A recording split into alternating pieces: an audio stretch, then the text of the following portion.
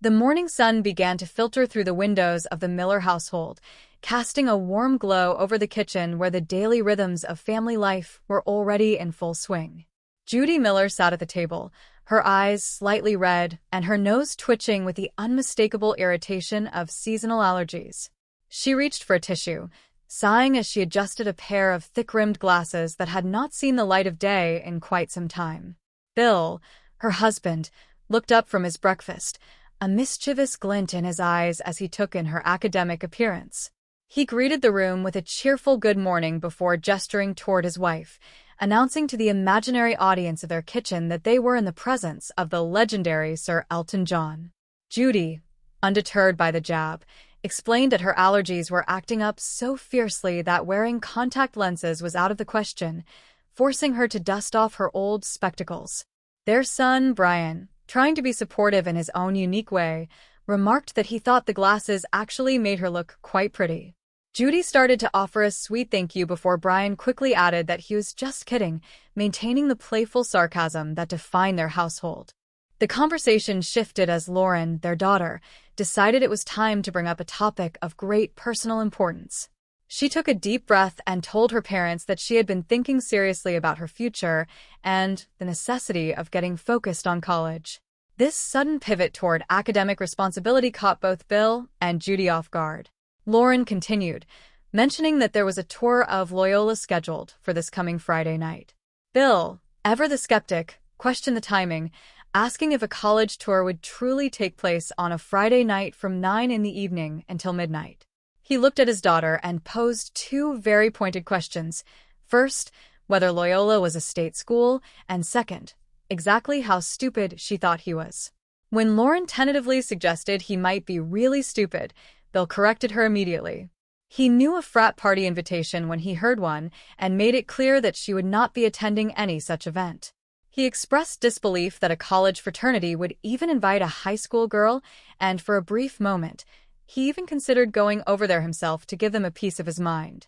Judy was quick to shut down both of his ideas, informing Bill that he was not going to any party either. She painted a vivid picture of the scene, describing half-naked, intoxicated people running around and engaging in foolish behavior. Brian, always ready with a quip, pointed out that such a description was not all that different from their own home life, except for the fact that the people at the party would not be related to them.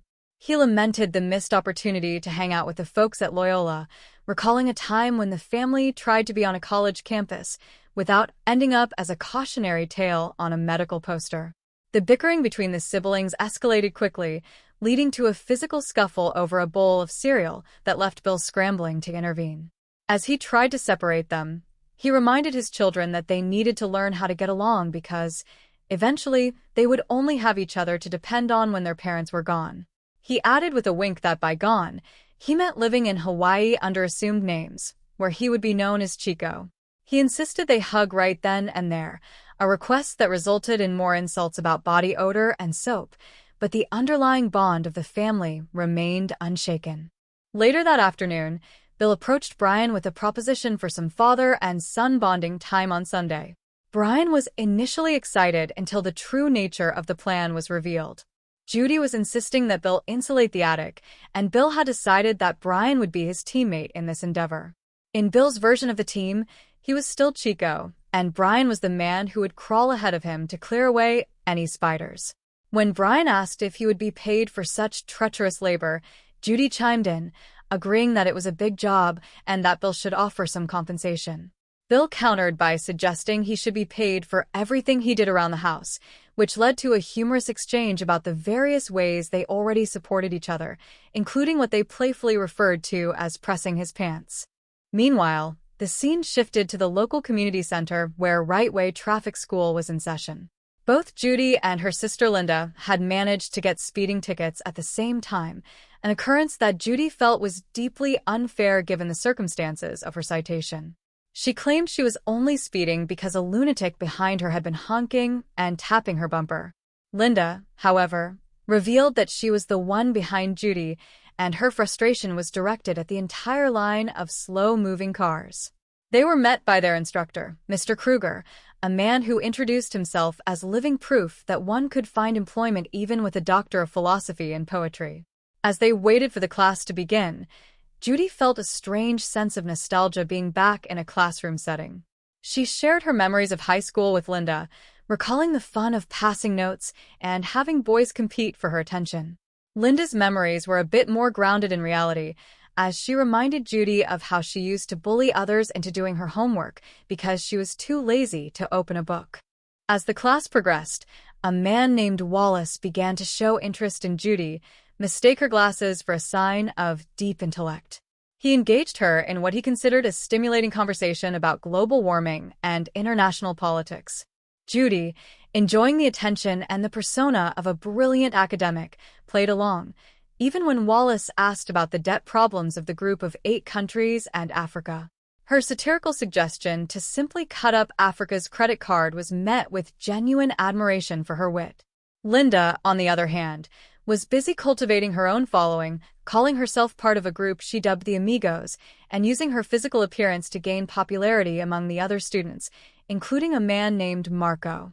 The rivalry between the two sisters intensified as they each tried to outdo the other in their respective roles, with Linda wearing more revealing outfits and Judy leaning further into her accidental identity as Dr. Judy Miller.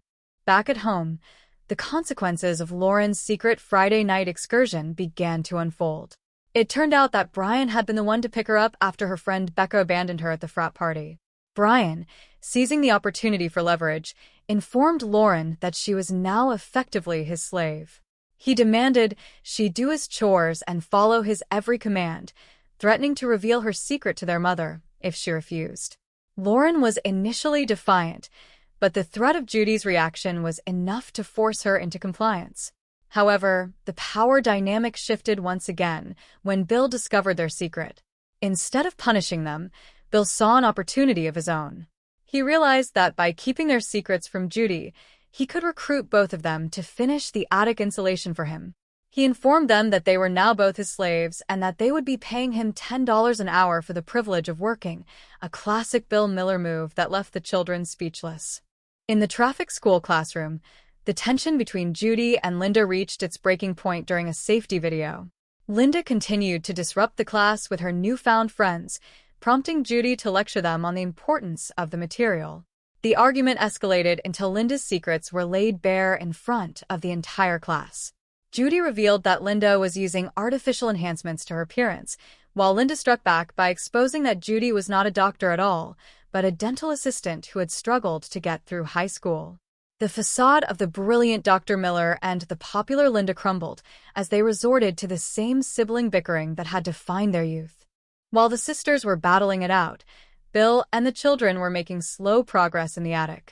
Brian and Lauren, tired of being exploited, attempted to find their own leverage against their father.